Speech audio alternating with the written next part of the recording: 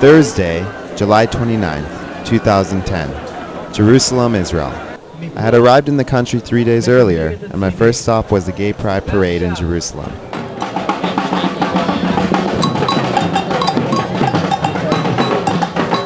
I always knew Israel was home to a thriving LGBT community, but I wanted to see it with my own eyes. Having completed my bachelor's at the University of California, Irvine, I never understood why many LGBT and left-wing activists on American university campuses didn't support Israel. After all, it's the only place where gays can be openly gay in the Middle East. But on Thursday, over 3,000 Israelis and hundreds of international activists marched 2 miles through ultra-orthodox neighborhoods in Jerusalem to the Knesset.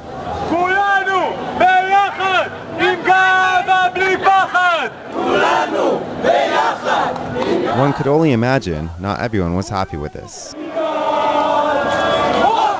A small group of ultra-Orthodox protesters stood along the sidelines of the parade, seemingly unhappy. Both Orthodox Jewish and religious Muslim groups have in the past condemned the event, going as far as releasing joint statements and even trying to convince the municipality to relocate the parade outside of Jerusalem. Their prayers went unanswered. But on Thursday, the support for this thriving LGBT community seemed to outweigh the dissent.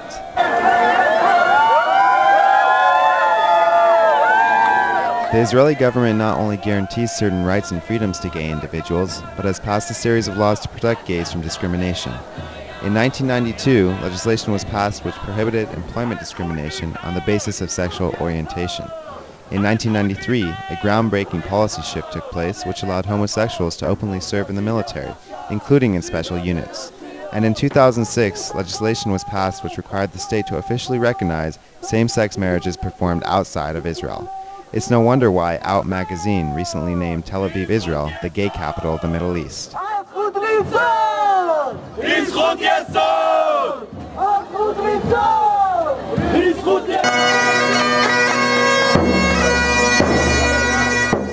Living in a liberal democracy does provide gay Israelis with more freedoms than one would find in any other country in the region, but by no means is the situation perfect.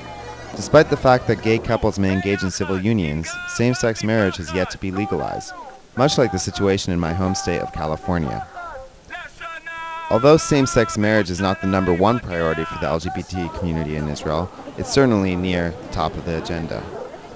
Perhaps the greatest demand of LGBT is that the government do more to curb homophobia, which, like in all other nations, exists in many facets of the society. The parade was hosted by the Jerusalem Open House, a grassroots LGBT activist organization which provides services and support to the LGBT community in Jerusalem and Israeli society at large. The Jerusalem Open House crosses all political, ethnic, and religious boundaries to build and unite a strong LGBT community with the goal of creating tolerance and mutual support. This grassroots organization recently opened a branch which aims to serve a small but growing Palestinian LGBT community as well. After 2 miles of marching in 95-degree heat, countless protesters, and hundreds of chants, we finally arrived at the Knesset. We settled down at a park nearby. Go vegan!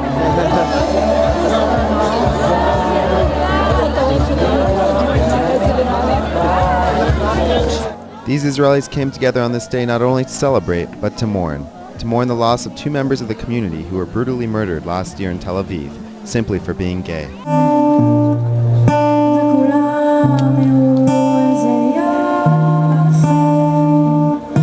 But they are also here to pray for a better tomorrow, for their community, for the country, and perhaps most importantly, for peace. And if their prayers are answered, perhaps next year this parade will march past the Knesset and on to Bethlehem to celebrate gay pride not only in the Jewish state of Israel, but in a peaceful and prosperous state of Palestine as well.